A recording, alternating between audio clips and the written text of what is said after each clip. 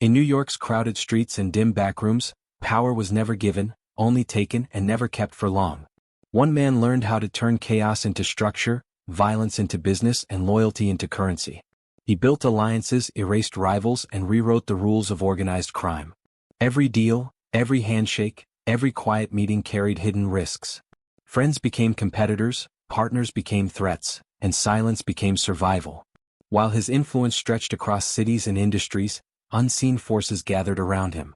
Law enforcement watched. Rivals waited. Allies calculated. This is the story of how an empire rose through strategy and control, and how every step upward planted the seeds of collapse. In the shadows of the sprawling streets of New York City, beneath the towering skyscrapers and the clamor of the bustling metropolis, a quiet war raged, one that would forever alter the landscape of organized crime. At its center was Charles Lucky Luciano, a man whose name would come to be synonymous with power, strategy, and ruthless ambition. Yet, as much as Luciano was a kingpin in the criminal world, he was also a man haunted by betrayal, ever aware that in his pursuit of dominance, there would always be those seeking to take him down from within. This is the story of Lucky Luciano, a man who, at the height of his power, seemed invincible. But even those who wielded the most authority would eventually discover that the highest stakes came with the most dangerous enemies. Luciano's enemies weren't just rival mobsters or police officers. They were the very people closest to him, those he trusted the most.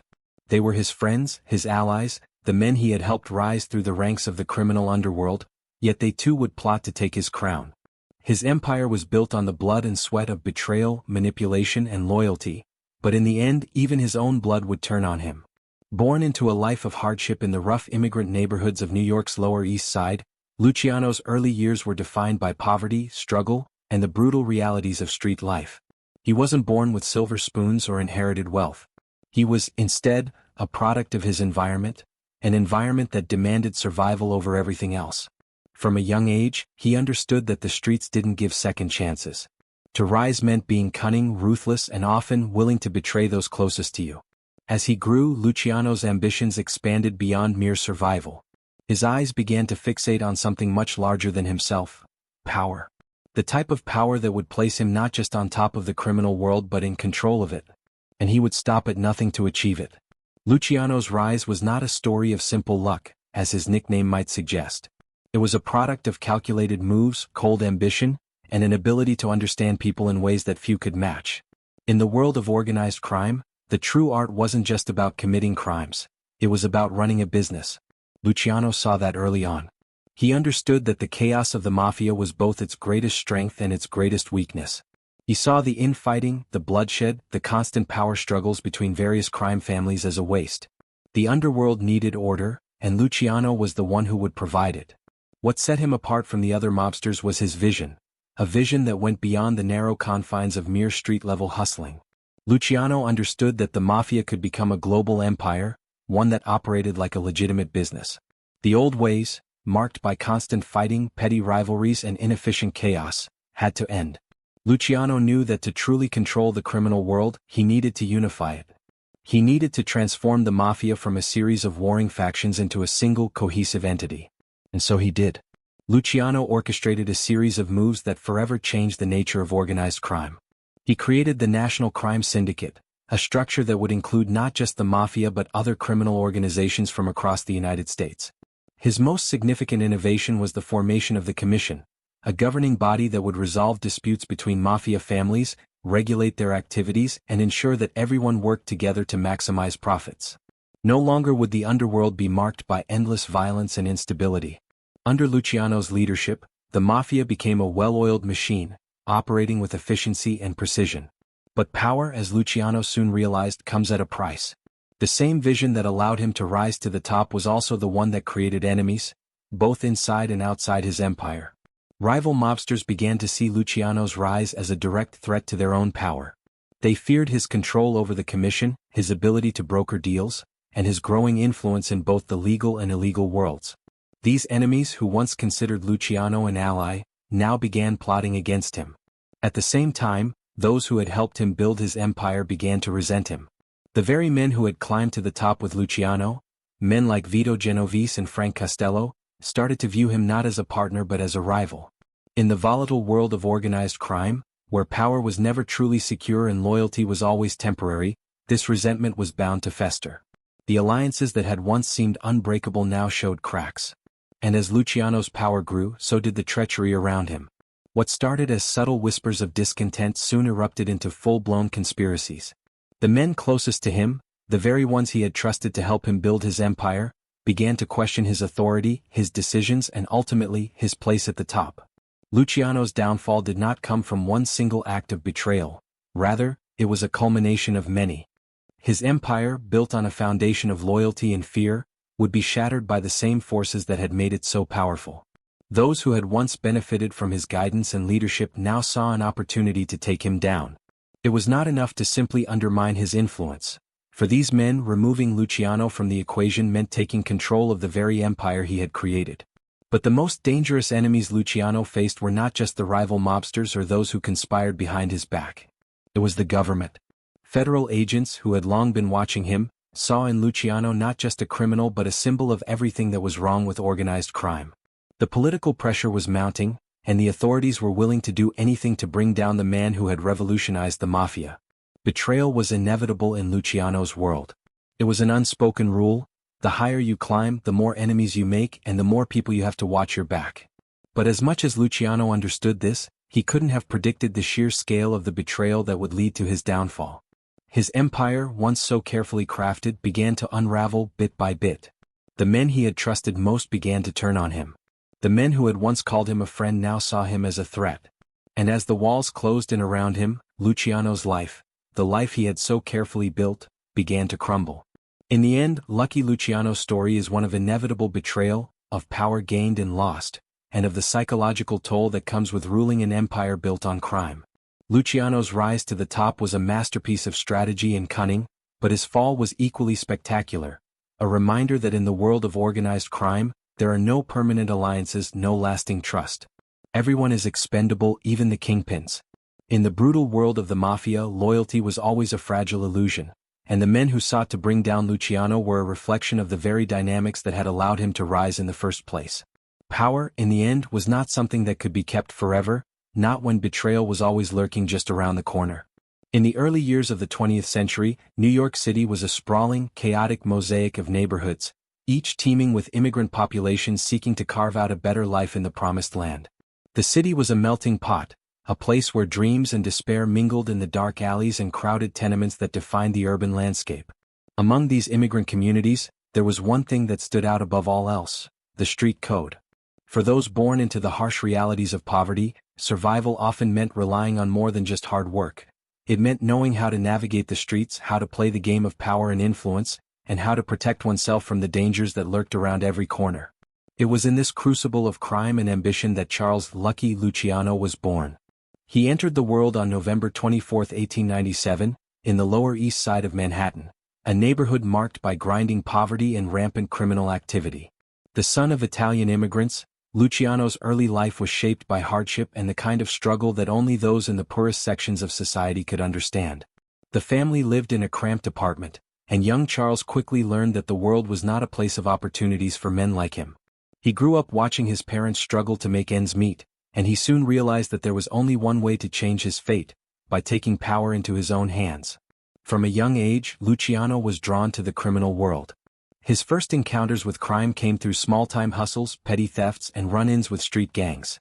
It was a rough and unforgiving environment, where the rules of engagement were harsh and often violent. But even at this young age, Luciano showed a level of intelligence and ambition that set him apart from his peers. He was not a typical street thug. He was shrewd, calculating, and possessed a deep understanding of the people around him. While many of his contemporaries were focused on short-term gains, Luciano's eyes were always set on something greater. He wanted power, not just money. He didn't want to be one of many, he wanted to be the one who ruled. By his teenage years, Luciano had already begun to develop a reputation in the criminal underworld. His connections to the various street gangs in the Lower East Side grew, and he began working as a runner for one of the local mafia families. These early years would prove to be crucial in shaping the man who would go on to dominate the mafia world. Through these connections, Luciano met some of the most important figures in the New York underworld, including the notorious mobster Joe, the Boss Masuria. Masuria was the leader of one of the most powerful mafia families in the city, and he quickly saw the potential in the ambitious young Luciano. It wasn't long before Luciano became a trusted member of Masuria's organization. But Luciano was not content to simply be a cog in the machine. He wasn't interested in serving the status quo, he wanted to change the game. It was during his time under Masuria that Luciano began to develop the vision that would eventually make him one of the most powerful men in the criminal world. He saw that the Mafia was fragmented, disorganized, and constantly at war with itself. The various families were locked in an endless struggle for power, and there was no cohesion or cooperation between them. Luciano understood that in order to succeed, the Mafia needed to unite, to become something greater than the sum of its parts. He recognized the inherent flaws in the old system and began formulating a plan to correct them. This ambition would lead him to make some of the most daring and strategic moves of his career. As Luciano rose through the ranks, he began to position himself as a leader in the making. However, not everyone was thrilled by his rise. There were others in the Mafia who saw Luciano as a threat to their own power. They did not share his vision for a unified underworld and viewed him as a young upstart with dangerous ideas. Among them was Salvatore Maranzano, a Sicilian mobster who had his own ambitions of becoming the supreme boss of all the Mafia families in New York. Maranzano was an old-school gangster, a man who believed in maintaining the traditional power structures of the Mafia. He saw Luciano's rise as a challenge to his authority and made it clear that he intended to eliminate him. But Luciano was no fool. He had been preparing for this moment for years. He knew that in order to truly take control of the underworld, he would need to eliminate the old guard and replace them with men who were loyal to his vision. Luciano's opportunity came when he saw the growing tensions between Maranzano and Masuria. Both men were vying for control of the Mafia, and their rivalry was weakening their respective organizations. Luciano, ever the strategist, recognized this as the perfect moment to strike. He allied himself with other powerful figures in the underworld, including the likes of Frank Costello and Vito Genovese. Together, they plotted to take down both Maranzano and Masuria and seize control of the Mafia for themselves. The violence and bloodshed that followed were nothing short of legendary. In a series of daring moves, Luciano orchestrated the murders of both Masuria and Maranzano, effectively consolidating power under his control. The old order was destroyed, and Luciano emerged as the most powerful man in New York's criminal world. But his rise to the top was not without its costs. The bloodshed left many of Luciano's enemies dead, but it also left him with a fractured underworld to manage. In order to hold on to power, Luciano knew that he would have to unify the various factions of the Mafia, to bring order to the chaos that had once ruled the streets. And so he did. Luciano created the Commission, a governing body that would oversee the operations of the various Mafia families and ensure that they worked together for mutual benefit. It was a brilliant move, one that not only solidified his power but also allowed the Mafia to function as a more efficient, profitable organization. Under Luciano's leadership, the Mafia became a true business, one that controlled everything from gambling to bootlegging, labor unions to prostitution. Luciano's influence grew exponentially as he expanded his empire beyond New York, reaching into Chicago, Los Angeles, and even Cuba. But power, as Luciano would soon learn, is always precarious. Even as he solidified his position at the top, there were others who sought to bring him down. The very men who had helped him rise, the men he had once trusted, began to plot against him. There were whispers of discontent, and slowly but surely Luciano's enemies began to gather. What Luciano had built was fragile, and it wasn't long before cracks began to form in the foundation. His allies turned rivals, and betrayal began to spread like a virus through the empire he had so carefully crafted. Despite the threats and challenges, Luciano's mind remained sharp, his strategies ever more refined. But as the tensions escalated, so too did the betrayals. What began as a vision for a unified criminal empire would eventually crumble under the weight of greed, ambition, and the very loyalty that Luciano had worked so hard to build. The tale of Luciano's rise, though it began with ambition and vision, would ultimately be a story about the cost of trust and the price of betrayal in a world where power is the ultimate currency.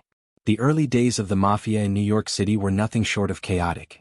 Long before Luciano's rise, the criminal underworld was a fractured, disjointed network of small-time gangs, each vying for control of their own territories, with little regard for unity or collaboration. The streets were controlled by a mix of Italian, Irish, Jewish, and other ethnic groups, each with their own set of rules, loyalties, and methods. Rivalries ran deep, and there was no overarching structure to maintain order or ensure profitability. It was a world where power was gained through brute force, treachery, and sheer violence. In this fractured world, the Mafia was not yet the monolithic force that it would become under Luciano's leadership. The Italian-American Mafia at that time was still divided into numerous families, each led by a don or boss, and each family had its own set of alliances and rivalries. The infighting was relentless, with no clear rules or regulations governing their interactions. Small, violent wars between rival families over control of gambling, bootlegging, and other illicit activities were common, and the streets of New York were often stained with blood as these rival factions clashed for supremacy. One of the most powerful and influential of these early figures was Joe, the boss, Masuria, the head of one of the largest mafia families in New York. Masuria was a throwback to the old ways of the Mafia, a man who ruled with an iron fist, relying on intimidation, fear, and violence to maintain control. He was part of the Sicilian contingent of the Mafia, a man who followed the traditional codes of conduct and sought to expand his influence through sheer dominance. Masuria's rule was characterized by brutality. His method of governing was simple: you either obeyed him or you were destroyed. While Masuria's reign was powerful, it was also deeply flawed. His reliance on force and fear alienated many of his potential allies, and his refusal to embrace the changing landscape of organized crime left him vulnerable to rivals who were more adept at strategic thinking. It was in this environment, one rife with ambition, discontent, and unrelenting violence, that Luciano began to make his mark. At this time, Luciano was still a relatively unknown figure, working his way up through the ranks of the Mafia. He had already shown his talent for manipulation and strategy, making connections with various criminals and learning the intricacies of the Mafia system. But what set him apart from his peers was his ability to recognize the weaknesses in the current system and exploit them. Luciano saw that the constant infighting between the various families was a drain on the Mafia's resources and prevented any one group from becoming truly dominant. It was clear to him that in order to rise to the top, he needed to unite the various factions of the Mafia, turning their fractured state into a cohesive, efficient criminal organization. But in the world Luciano inhabited, loyalty was often a temporary arrangement, and ambition drove many men to turn on those they once called allies. Luciano quickly realized that in order to achieve his goal, he would have to take a bold, decisive step. That step came when he made a choice that would alter the course of Mafia history forever. He turned on Masuria, the man who had once been his mentor and benefactor. Luciano's decision to betray Masuria was not made lightly. It was a calculated move, one that involved careful planning and strategic alliances with other members of the Mafia. Luciano had already formed a bond with Salvatore Maranzano, another powerful figure in the Mafia, and he began to see Maranzano as the future leader of the underworld. Masuria's old-school methods of violence and intimidation were becoming outdated, and Luciano understood that the future of the Mafia lay in unifying the various factions rather than perpetuating the endless cycle of bloodshed. With Maranzano on his side, Luciano launched a daring plan to remove Masuria from power. The move was swift and brutal.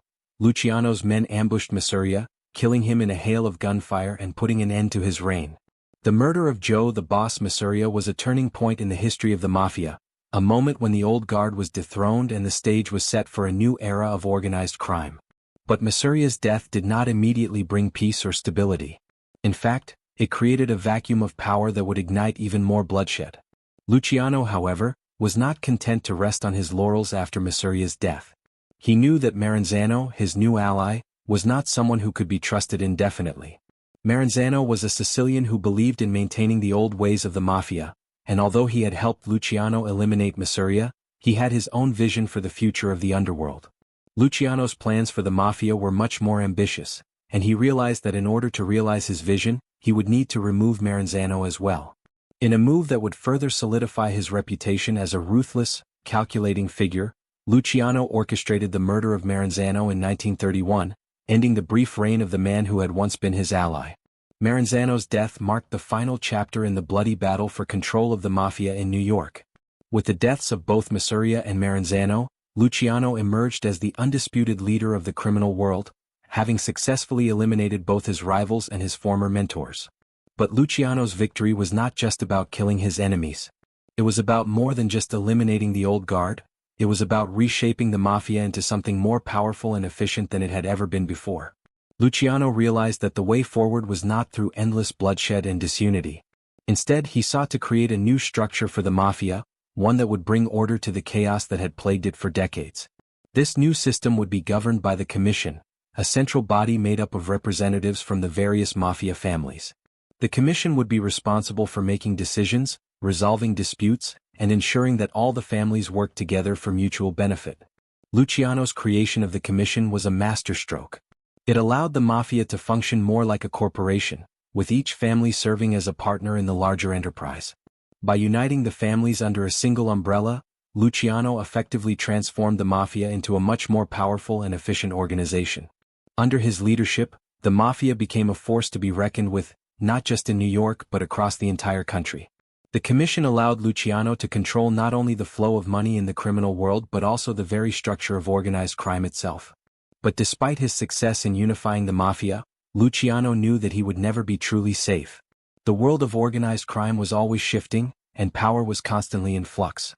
Even as he solidified his position at the top, Luciano's enemies were always lurking in the shadows, waiting for the right moment to strike.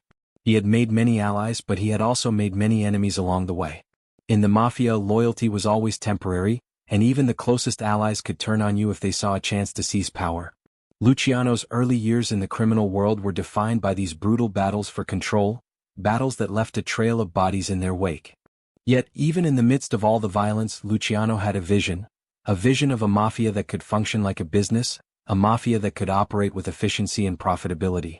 It was this vision, combined with his cunning and ruthlessness, that allowed him to rise above the chaos and establish himself as the most powerful figure in the criminal world. And so, the foundation for Luciano's empire was set. But this empire, built on betrayal and bloodshed, would eventually become its own undoing. In a world where power was the ultimate currency, and loyalty was always in question, even the most brilliant strategist would eventually find himself vulnerable. For Luciano, the forces he had used to build his empire would one day turn against him, and the very men who helped him rise would be the ones to help bring him down. As the dust settled from the violent wars for control, and the city streets seemed to calm, Lucky Luciano stood atop the criminal world. His enemies had been eliminated, his alliances solidified, and his vision for the future of organized crime had begun to take shape. What followed would be nothing short of revolutionary. Luciano wasn't just a mobster. He was a strategist, a businessman who saw the Mafia not as a ragtag group of street-level criminals, but as a multi-billion-dollar enterprise.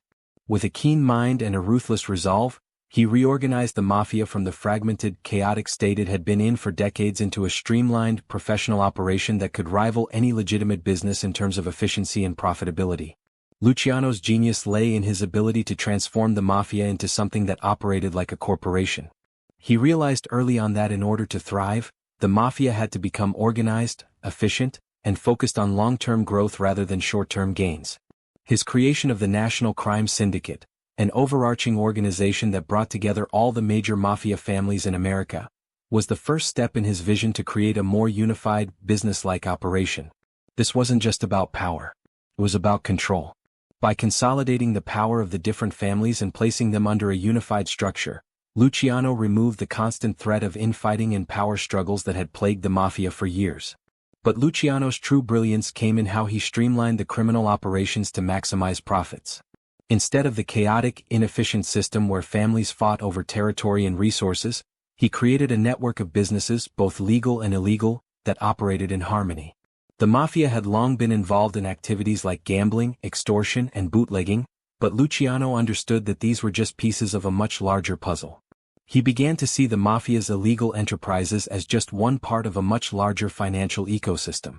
He linked his operations in such a way that each criminal activity fed into another, creating an intricate web of income streams that flowed seamlessly.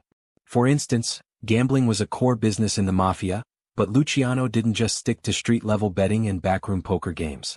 He brought organized gambling into the mainstream, setting up large-scale operations that generated millions in revenue.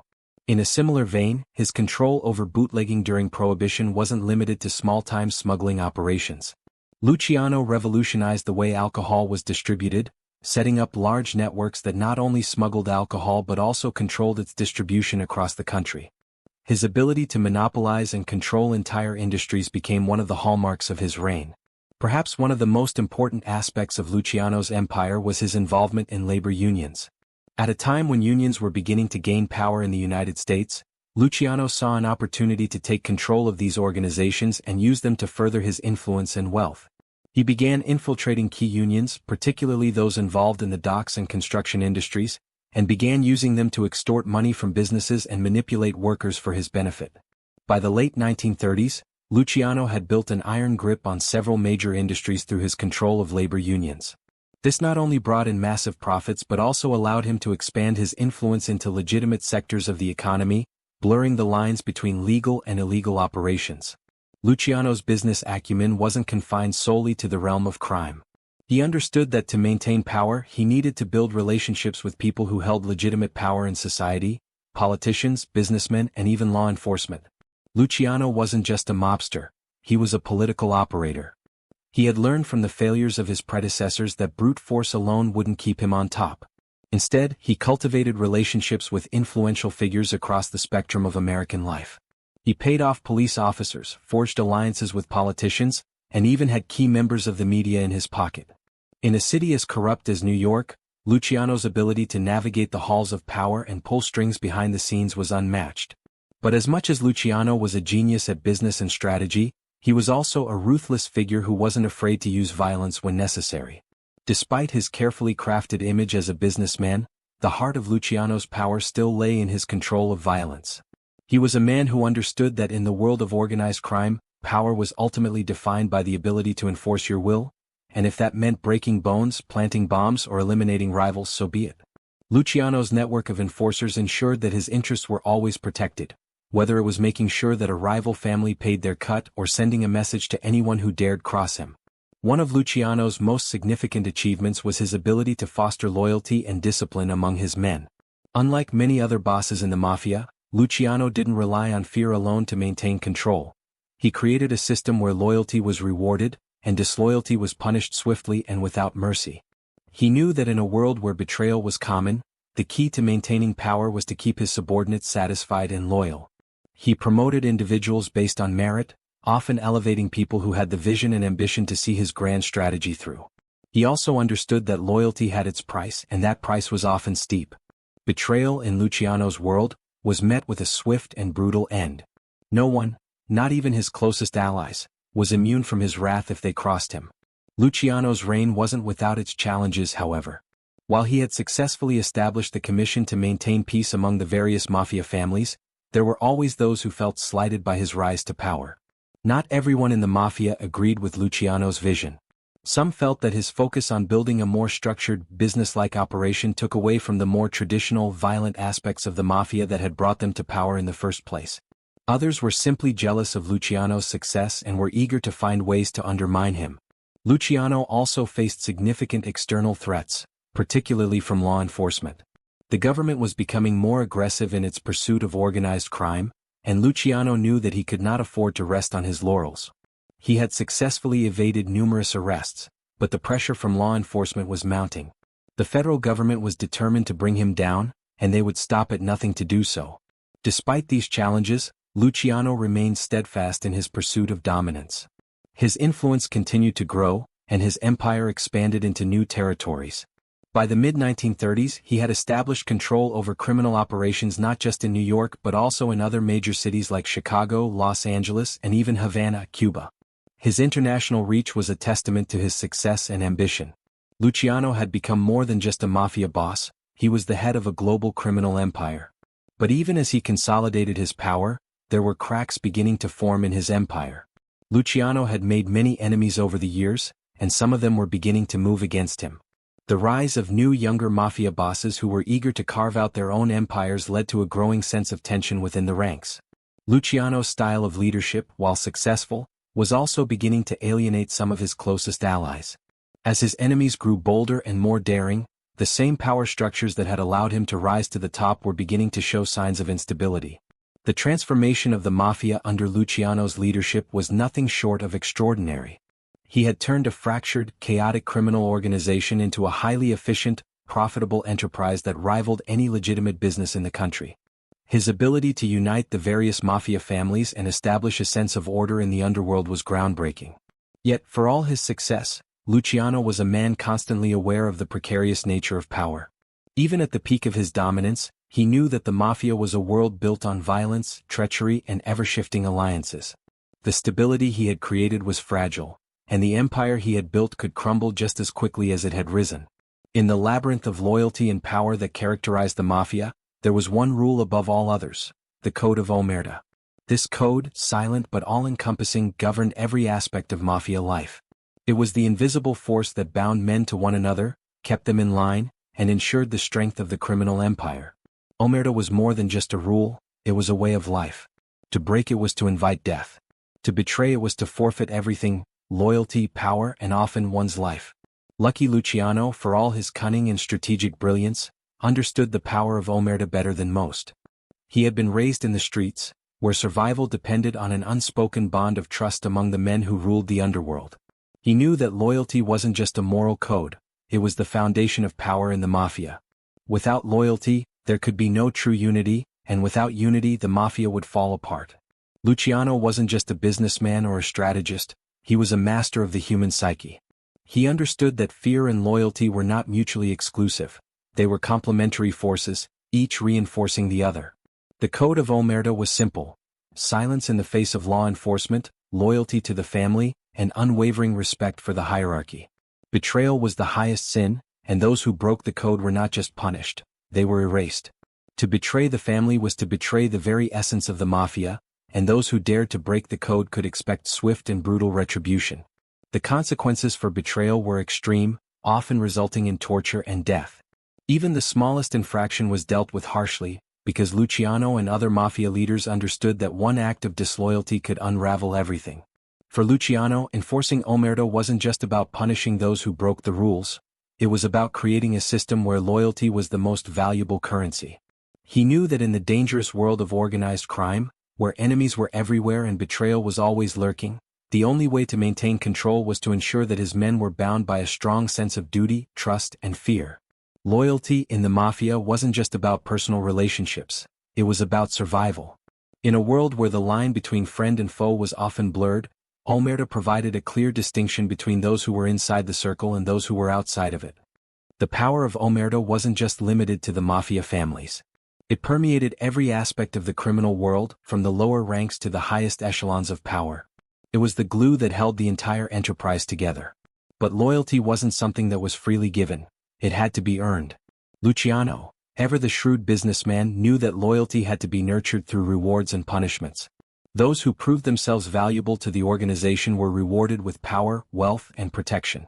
Conversely, those who violated the code were punished mercilessly.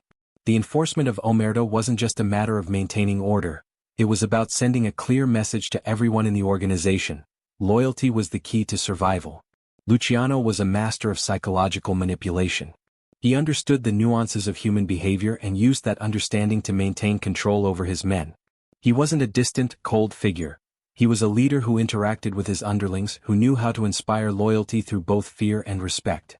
He created a network of loyalists who not only followed his commands but did so because they genuinely believed that following him was their best chance at survival. His leadership style was a delicate balance of ruthlessness and charisma. He could be brutal when necessary, but he also knew when to extend a hand of loyalty to those who had proven themselves worthy. But Omerta was not without its cracks. Even in the most tightly knit families, there were always those who sought to betray or manipulate.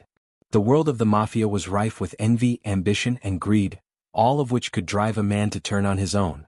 Luciano was well aware of this, and it was why he kept such a tight grip on his empire.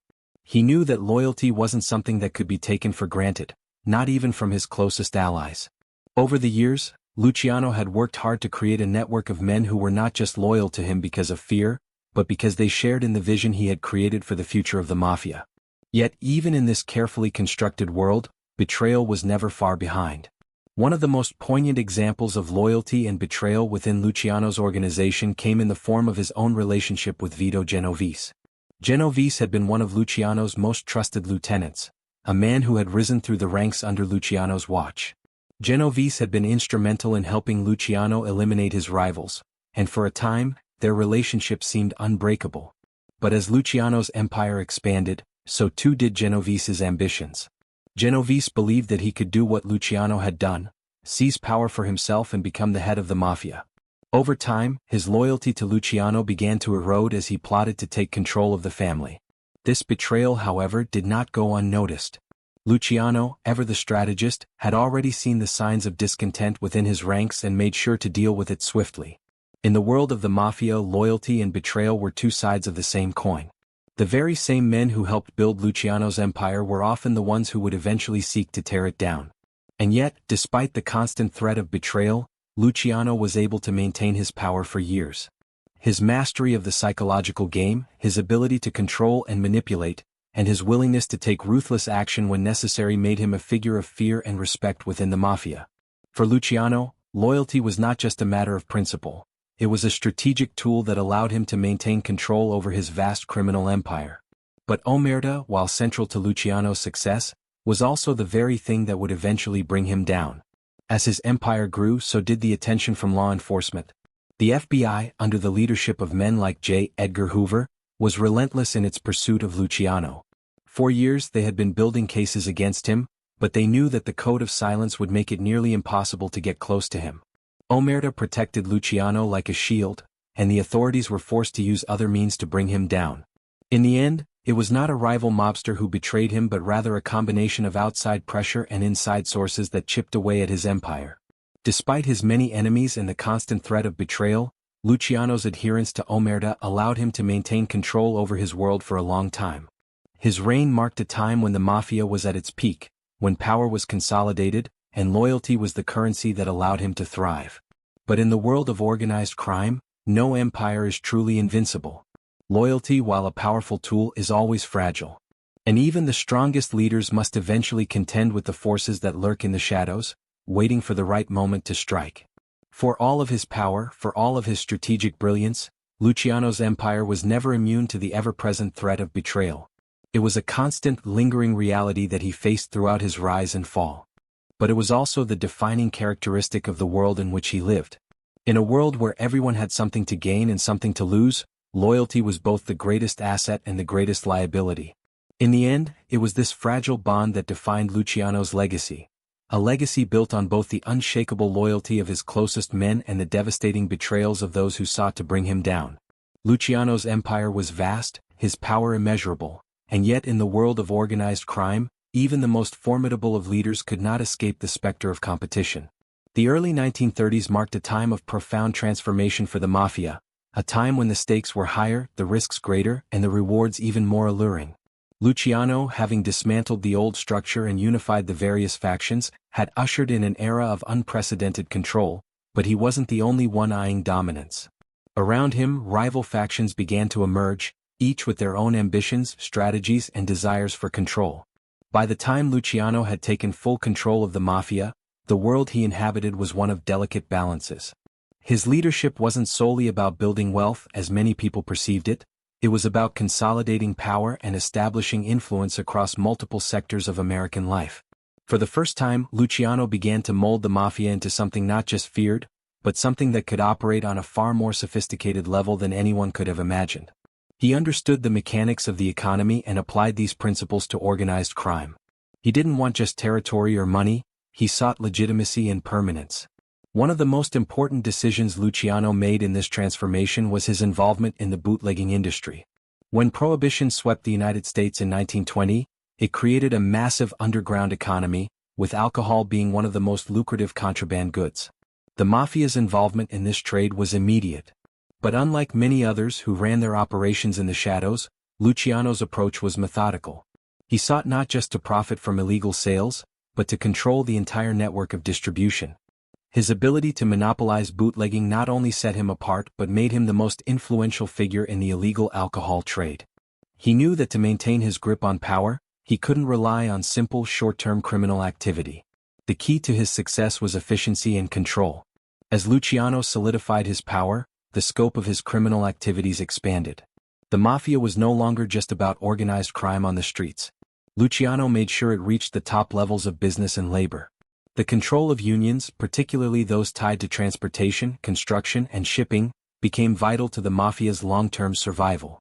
By embedding himself in key industries, he made sure that the Mafia could operate with the same level of professionalism as any major corporation. Luciano understood that the key to ruling the underworld was to blend into the upper echelons of society, not merely live in the shadows but control the very systems that operated the country. The real genius of Luciano, however, lay in his creation of the Commission, the ruling body that would oversee and arbitrate disputes between the Mafia families. It wasn't just about creating a more organized structure, it was about ensuring peace among the various factions. At this point, the Mafia was more businesslike than ever, but it still needed a mechanism to maintain order and resolve conflicts. By establishing the Commission, Luciano ensured that the criminal activities of his empire would be controlled by a board of leaders, making decisions for the collective good rather than each family operating in isolated chaos. With the Commission in place, Luciano could focus on expansion rather than constantly dealing with internal rivalries and turf wars. The peace was fragile, but it worked, and in this environment, profits soared. One of Luciano's most important allies was Frank Costello, who became his right-hand man. Costello was more than just a trusted lieutenant. He was a skilled operator who understood the intricacies of business and politics. While Luciano was the public face of the Mafia, Costello worked behind the scenes to ensure the family's wealth and influence. Together, they took full advantage of the opportunities that arose during the 1930s, expanding their reach into the labor unions, gambling, and even Hollywood. The Mafia was no longer just an underground entity, it was an economic powerhouse that stretched its tendrils into legitimate industries, influencing every corner of American life. Despite the Mafia's successes, however, there was always the looming threat of law enforcement. In the late 1930s, the government's crackdown on organized crime intensified. J. Edgar Hoover, the head of the FBI, made it his mission to dismantle the Mafia, and he began to build a case against Luciano. The government's resources were vast, and it wasn't long before they began to close in on him. Luciano was not ignorant of the dangers. He had long operated with the knowledge that he was a target. For years he managed to elude capture, using his wealth and influence to keep law enforcement at bay. However, despite his best efforts, the walls began to close in. By the time the authorities had enough evidence to convict Luciano, they had built an airtight case against him. In 1936 he was arrested and charged with compulsory prostitution and operating a network of brothels, a crime that would ultimately result in his conviction. The trial was a spectacle, with the media seizing on the case as a symbol of the growing power of organized crime. Despite his best efforts to fight the charges, Luciano was sentenced to 30 to 50 years in prison. His world, the empire he had built, came crashing down in an instant.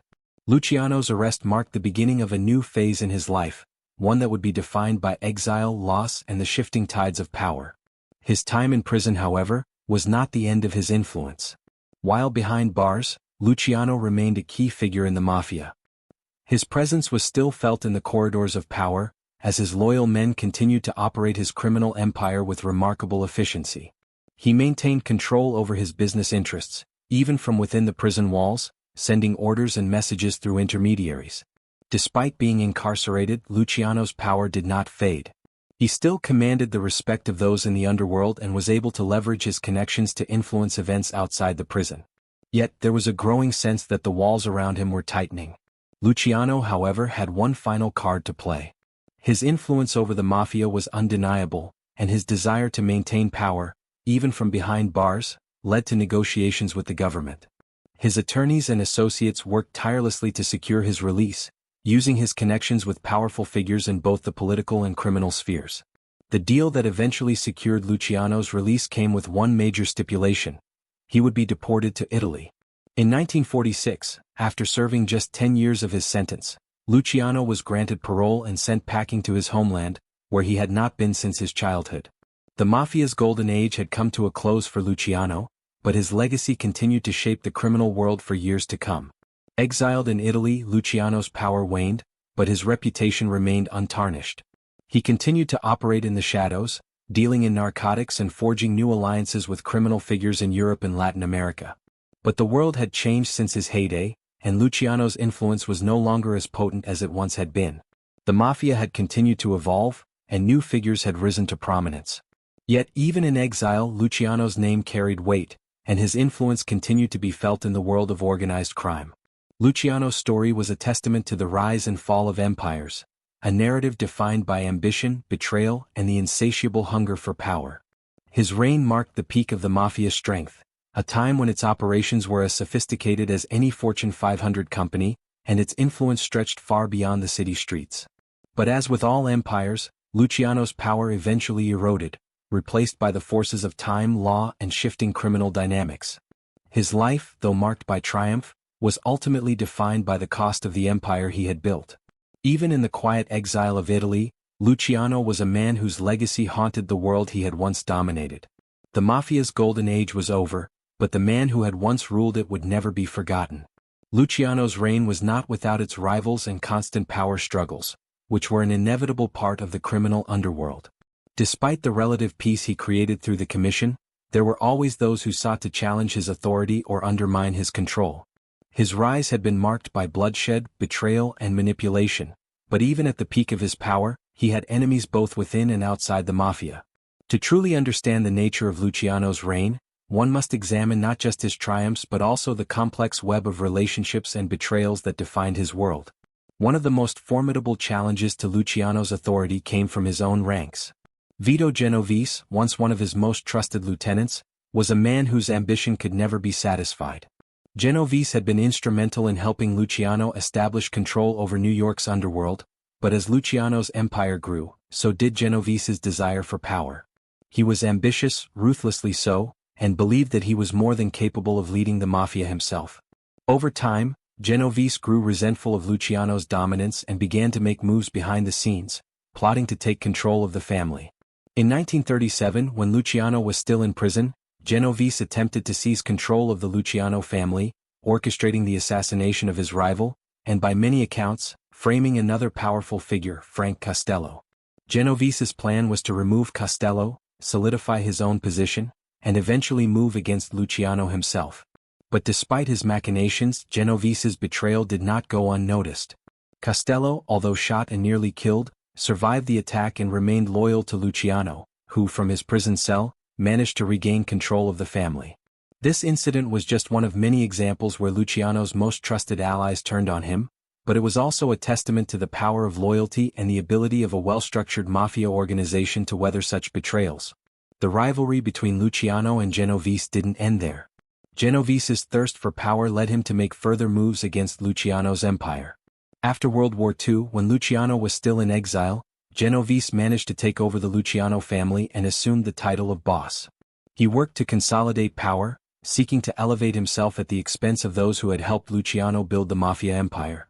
The transition from Luciano's leadership to Genovese's was marked by an ongoing power struggle, but ultimately, it represented the changing tides of the Mafia, a shift from the strategic, business-like operations Luciano had built to the more old-fashioned, violent approaches that Genovese favored. But the battle for power wasn't confined to the Mafia itself. Outside forces, including law enforcement and the government, were equally committed to taking down Luciano's empire. The most significant threat came from the federal government, which had long viewed the Mafia as a significant threat to national security. In the years following Prohibition and the rise of the Mafia, the federal government began to take a more aggressive approach in cracking down on organized crime. The appointment of J. Edgar Hoover as the head of the FBI in the 1920s marked a new era in the government's war against the Mafia. Hoover was a determined and relentless adversary who saw the Mafia as an existential threat to American society. The government's interest in Luciano escalated after his conviction in 1936. It became clear that the government was determined to rid the country of his influence, and the various efforts to bring him to justice were coordinated, methodical, and relentless. The FBI, using informants and wiretaps, began to gather evidence against Luciano and his associates. They had spent years building their case and they were ready to make their move. Despite his best efforts to stay one step ahead, Luciano's power began to slip as the government closed in on him. By the time the government successfully convicted Luciano on charges of running a prostitution ring, he was already a marked man. The conviction, a blow to his empire, was one of the government's most significant victories in its war against organized crime. The trial was a media spectacle, with newspapers across the country reporting on the details of the case, and the public eagerly following the downfall of one of the most powerful figures in American crime. The government's case was strong and the conviction, although partly politically motivated, sent a message to the Mafia that no one, not even a figure as powerful as Luciano, was untouchable. Luciano's fall from power was a stunning reversal of fortune, but it wasn't the end of his story. Despite the conviction and his subsequent imprisonment, he still retained significant influence within the Mafia. His men continued to run the operations, and his orders were still carried out from prison. But even while in prison, Luciano knew that his position as the head of the Mafia was precarious. His influence remained, but he was no longer the same figure he had once been. With the growing threats from rivals like Genovese, along with the mounting pressure from law enforcement, Luciano's world began to fracture. It was at this point in the late 1940s that the story of his final exile took shape. His empire, though still operational, was no longer under his direct control. The government had succeeded in neutralizing Luciano, and his once unchallenged leadership was now in question. In 1946, after serving just 10 years of his sentence, Luciano was offered the opportunity to leave the United States for good in exchange for his cooperation with the authorities. In a deal brokered through his legal team, Luciano agreed to be deported to Italy. It was an offer he couldn't refuse. For all his power and influence, Luciano was no longer the kingpin of the American Mafia. He had become a symbol of a bygone era, a man whose empire had collapsed under the weight of his own ambition and the relentless pressure from the government. The years that followed would be marked by his attempts to regain some semblance of power, but the world had changed. The Mafia had evolved, and the men who rose to prominence after Luciano were different. They were more ruthless, more willing to take risks, and less focused on the long-term stability that Luciano had once championed. In Italy, Luciano tried to rebuild his influence, but his efforts were met with limited success. He maintained some ties with Mafia figures across the world, including in Havana, Cuba, and other parts of Europe. But he was no longer at the helm of a global empire. His days as the dominant figure in organized crime had passed. Despite his ongoing connections to the criminal world, Luciano's influence had been reduced to that of an elder statesman, a figure whose power no longer commanded the same respect. The once unquestioned ruler of the Mafia had become a mere shadow of his former self. However, Luciano's legacy endured. His transformation of the Mafia from a chaotic, fragmented network of gangs into a unified, profitable organization remained his greatest achievement. Under his leadership, the Mafia had evolved from a loose collection of street-level criminals into a sophisticated, multi-billion-dollar enterprise that rivaled any legitimate business in the country. He had pioneered a system of organization, discipline, and strategic thinking that set the standard for future generations of mobsters. His creation of the Commission was a revolutionary act that ensured the survival of the Mafia in an increasingly hostile environment. But as with all leaders, Luciano's downfall was ultimately a result of the very forces he had once mastered: ambition, betrayal, and the constant shifting of power. The rivals he had once crushed now rose to challenge him, and the government's relentless pursuit of justice finally took its toll. In the end, Luciano's story was one of ascension, empire building, and eventual decay, a tale as old as time itself. And although he had been dethroned and exiled, his name remained synonymous with the golden age of the Mafia, his legacy forever etched into the annals of criminal history. The collapse of Lucky Luciano's empire, a force that had once controlled vast swaths of illegal enterprises across the United States, was not just a personal tragedy for him, but a seismic shift in the criminal landscape. His fall was emblematic of the harsh reality that, in the world of organized crime, no one, no matter how powerful, strategic, or visionary, could escape the eventual consequences of betrayal, ambition, or law enforcement's relentless pursuit. As the years passed and his once unquestioned reign crumbled, Luciano's ability to maintain control over his operations became increasingly tenuous, and a series of betrayals, shifting allegiances, and external forces began to chip away at the structure he had worked so hard to build. In the 1930s, Luciano's Mafia empire had been at its peak. It was a time when he was not just a mobster but the architect of the future of organized crime in America. The Commission, a governing body of the Mafia families that Luciano had created, was a brilliant stroke of strategic genius. It allowed him to effectively manage the competing interests of the various families while ensuring peace among them. At its core, the Commission was designed to mediate disputes, prevent violence between families, and establish a unified front. This was a radical departure from the past when rivalries, turf wars, and bloody conflicts were commonplace. Luciano's rise to power had been swift, and he understood the need for organization.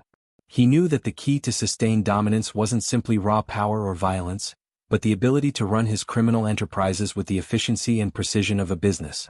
It was this foresight that allowed Luciano to control the vast operations of bootlegging, gambling, and labor unions, setting up a system where money flowed not just from one source, but from a network of interwoven ventures.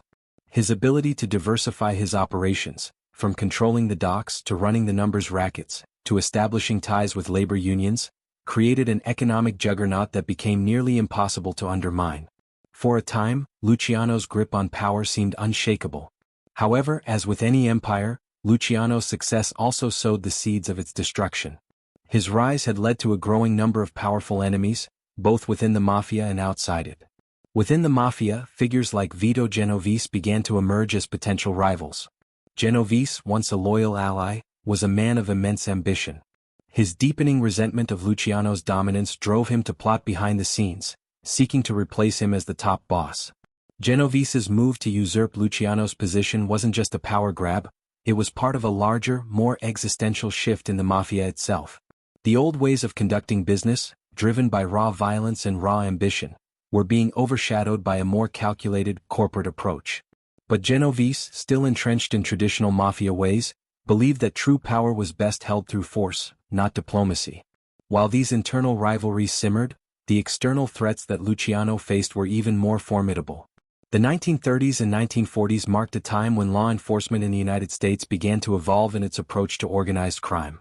The FBI, under J. Edgar Hoover, shifted its focus toward dismantling the Mafia, using new techniques such as wiretapping and surveillance to gather evidence. Hoover's obsession with taking down the Mafia became one of the most significant threats to Luciano's empire. By the mid-1930s, the government was building a case against Luciano, and they were relentless in their pursuit. In 1936, after a long investigation, Luciano was arrested on charges of compulsory prostitution and operating a network of brothels. It wasn't just a simple conviction, it was a calculated blow by the government to strike at the very heart of the criminal organization he had spent years building. The trial was a media spectacle, and while Luciano's defense tried to argue that the charges were politically motivated, the government had done its homework. The case against him was airtight. He was sentenced to 30 to 50 years in prison, a punishment that would fundamentally alter the course of his life. But even in prison, Luciano remained a central figure in the Mafia. His ability to control his operations from behind bars was a testament to his extraordinary leadership. He had already created a network of loyal lieutenants who could run the day-to-day operations of the Mafia, and from his prison cell, Luciano continued to issue orders, direct operations and maintain his hold on power. His position as the head of the Mafia remained largely unchanged, despite his incarceration. But this was only temporary. The mounting pressure from law enforcement, combined with increasing challenges from his rivals, meant that his position of dominance was under threat like never before. The subsequent years would prove to be critical in determining the fate of Luciano's empire. His former allies like Frank Costello remained loyal, but there was growing unrest among the ranks. The transition of power from one boss to another was never smooth, and Luciano's enemies took advantage of his absence to consolidate their own power. Vito Genovese's plotting continued, and with the rise of new figures within the Mafia, Luciano's control was slowly eroded. While he had been a kingpin, able to move with relative freedom in both the criminal and legitimate worlds, the new wave of Mafia leaders did not share the same vision of organization and professionalism that Luciano had espoused.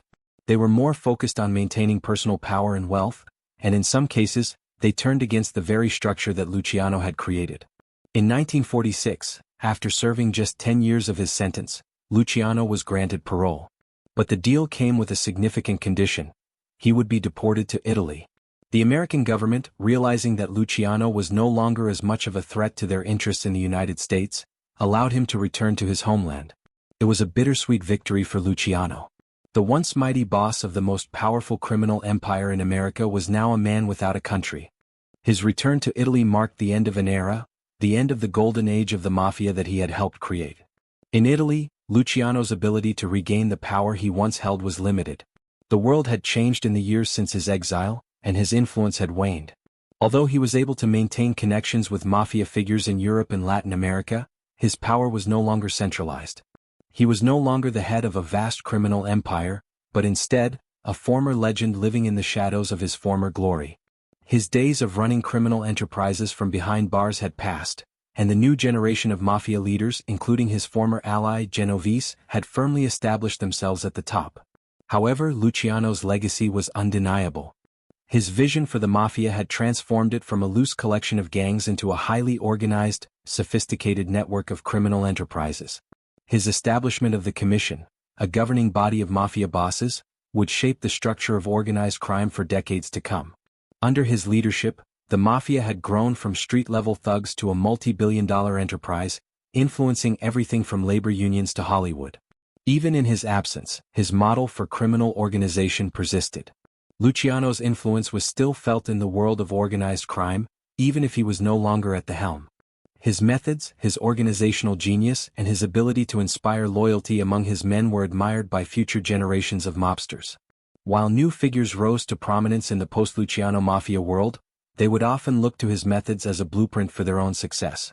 But the forces that brought Luciano down were not entirely removed from the Mafia world.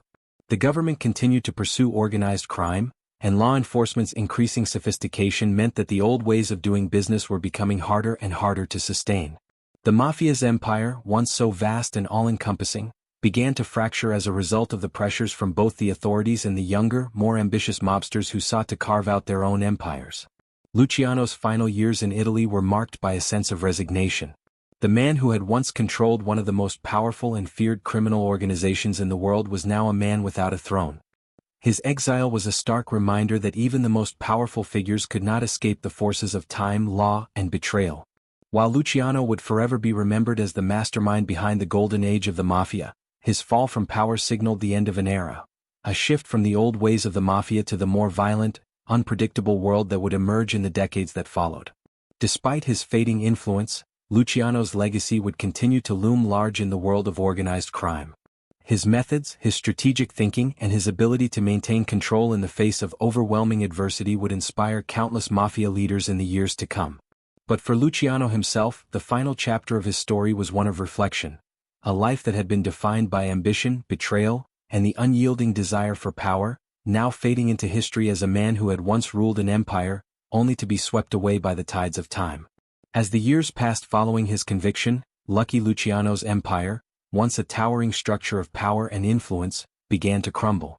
The very world he had meticulously built, one founded on strategic alliances, ruthless business practices, and an unwavering vision for organized crime, was increasingly threatened by the forces he had once been able to control. Now the government's persistent pursuit and the internal betrayal from within his ranks put everything at risk. Luciano's arrest and the beginning of his imprisonment marked the start of his fall, but it was far from the end of his story. The trial that led to Luciano's conviction in 1936 had been a landmark event in the history of organized crime. It was a spectacle, drawing national attention as authorities finally had their chance to take down one of the most powerful mob bosses in the world. The prosecution's case against Luciano was airtight. They accused him of operating a massive prostitution ring, using young women to service wealthy clients and manipulating the lives of vulnerable individuals for profit. The charges were grave, and despite Luciano's best efforts to fight them, the evidence stacked against him was overwhelming. His conviction was a symbol of the growing power of law enforcement, and it marked the beginning of the end for the golden age of the Mafia. Luciano was sentenced to 30 to 50 years in prison. To many, this seemed like the ultimate victory for law enforcement, a crushing blow to the Mafia's leadership. Yet even behind bars, Luciano's power did not fade. He continued to control his empire from prison, using intermediaries to issue orders and maintain his influence over the operations he had once personally managed. His control of the Mafia remained undiminished, and his loyal followers continued to carry out his commands, maintaining the stability of the criminal organization. For all intents and purposes, Luciano remained the boss, even though he was confined to a cell. This was the paradox of Luciano's reign. His ability to maintain control over a vast and sophisticated criminal empire even when physically removed from the action. But this power would be tested over time. Despite his dominance, the world around him was changing. Rivalries within the Mafia grew more pronounced, and the forces of law enforcement, emboldened by their success in convicting Luciano, began to tighten their grip. The federal government had recognized the threat of organized crime for years, but it was only in the wake of Prohibition's end and the rise of New Deal policies that they began to implement more effective and sustained crackdowns on criminal syndicates. One of the most pressing threats to Luciano's continued influence came from his own ranks. As his power waned, rivals like Vito Genovese, once a trusted lieutenant, began to challenge his authority. Genovese, a man of great ambition, saw an opportunity to rise to the top of the family in Luciano's absence. He began to orchestrate a series of betrayals, including the attempted assassination of Frank Costello, Luciano's longtime confidant. This act of violence was a direct assault on Luciano's legacy, and it revealed just how fragile the alliances he had built truly were. Despite the betrayal, Castello survived the attack, and Luciano's influence over the family endured, but it was clear that cracks were beginning to form. The internal challenges to Luciano's power were compounded by external forces. The United States government, particularly the FBI under J. Edgar Hoover, had been relentless in its pursuit of organized crime figures like Luciano. Hoover, a man driven by a deep suspicion of the Mafia and its influence on American society, was determined to dismantle the criminal syndicates that had infiltrated nearly every facet of American life. In the years following Luciano's conviction, the government intensified its efforts to root out organized crime, launching large-scale investigations and utilizing new technologies, such as wiretaps and informants, to gather intelligence on Mafia operations. For Luciano, the government's increasing focus on the Mafia created an impossible situation. No longer able to operate freely in the streets, his criminal empire was increasingly vulnerable. But the most immediate threat to his power came from his conviction itself. His years in prison were marked by constant legal battles as he tried to clear his name and regain his freedom. Despite his best efforts, the legal system seemed to work against him at every turn. By the early 1940s, Luciano's grip on his empire was loosening, and his ability to control operations from prison was becoming increasingly difficult. In 1946, after serving just 10 years of his sentence, Luciano was granted parole. The conditions were clear: he would be deported to Italy. For the government, this was the final nail in Luciano's coffin. His removal from the United States was seen as a necessary step in the ongoing battle against organized crime. For Luciano, it was a bitter pill to swallow. The once mighty boss of the Mafia, the man who had built an empire that spanned across multiple industries and had controlled the underworld with near absolute authority, was now being cast aside. His exile marked the end of his reign in the United States, but it didn't mark the end of his involvement in the world of organized crime. Upon arriving in Italy, Luciano faced a new reality. The world had changed in the years since he had been locked away. The Mafia, which had once been a loosely connected network of families, had evolved. The methods of operation that Luciano had pioneered had become the standard, but new and more ruthless leaders had emerged. The shift toward more violent, unpredictable behavior had taken hold, and Luciano, ever the strategist, realized that he was no longer the kingpin he once was. His influence was limited, and his efforts to regain his former power were hampered by the shifting dynamics of the global criminal landscape. Nevertheless, Luciano remained a figure of importance in the underworld.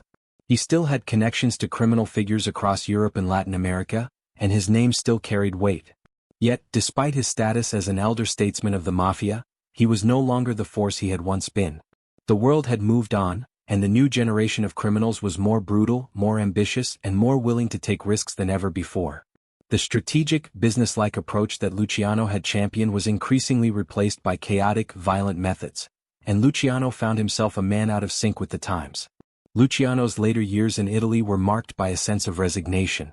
He had built the Mafia into a global enterprise, but now in his exile he had no control over it. His connections to the criminal world remained, but they were increasingly out of his reach. The once powerful boss was now relegated to the role of a figurehead, a man whose legend lived on in the stories of others, but whose influence had dissipated with the passage of time. It was a bitter irony for a man who had once ruled the underworld with an iron fist, who had transformed the Mafia into a sophisticated criminal organization capable of rivaling any legitimate business empire. As the years passed, Luciano's physical health began to decline. His once vibrant mind, sharp with the strategies that had built his empire, began to fade. His days as a kingpin were long gone, and he was left to reflect on the choices he had made, the alliances he had formed, and the betrayals that had ultimately brought him to this point. His story was one of rise and fall, of ambition and betrayal, and of the inherent dangers that came with seeking to build something that could never truly be built to last. Luciano's final years were a time of quiet reflection. The man who had once been the most powerful figure in the American Mafia was now a shadow of his former self, a man who had seen it all and had experienced the heights of power, only to be cast down by the very forces he had once controlled. But even in his exile, Luciano's legacy lived on. The Mafia, though it had evolved, still carried the mark of his influence. His vision for the organization had laid the foundation for the generations of mobsters that came after him. In the end, Luciano's story was not one of simple victory or defeat. It was a story of transformation, both of himself and of the Mafia. His rise had been marked by his ability to adapt, to evolve, and to manipulate the forces around him. But in the end, the very nature of power, the constant need to evolve and adapt, proved to be the very thing that led to his downfall. The empire he built had been powerful, but no empire lasts forever. The tides of time are relentless, and even the most invincible of men must eventually succumb to the forces of change. The fall of Lucky Luciano was not just the fall of a man, but the end of an era in the history of organized crime. Luciano's trial was a momentous event, not just for the Mafia, but for the entire nation. The courtroom drama was a spectacle that captivated the public's imagination, fueled by the media frenzy surrounding the trial of one of the most powerful and infamous figures in organized crime. As the government built its case against Luciano, the world watched as the once untouchable kingpin of the Mafia faced the prospect of being brought to justice. The charges against Luciano were serious. He was accused of running a large-scale prostitution ring, exploiting young women and profiting off their misery. The scope of the operation, the level of organization, and the powerful figures involved made it one of the most high-profile cases in American history. For the authorities, it was the culmination of years of investigation, a victory that could send a strong message to the Mafia and other criminal organizations across the country. The government had long been working to dismantle the Mafia, and Luciano was the most high-profile target they could pursue. But for Luciano, the trial was much more than just a legal battle. It was the moment where his carefully constructed empire was put to the test. His defense team argued that the charges against him were politically motivated, a move to take down the head of the most powerful Mafia syndicate in the country. Luciano's lawyers fought tooth and nail to undermine the government's case, suggesting that the evidence was circumstantial and that Luciano had been a victim of a smear campaign. They attempted to portray Luciano as a businessman, a man whose success in the world of organized crime was no different than the success of legitimate businessmen who had built their own empires. Despite their best efforts, the prosecution's case was overwhelming. Witnesses testified against Luciano, detailing his role in running the prostitution ring and his involvement in other illicit activities. The evidence was damning, and Luciano's defense couldn't counter the sheer weight of it. The trial was a turning point, not just for Luciano but for the entire Mafia.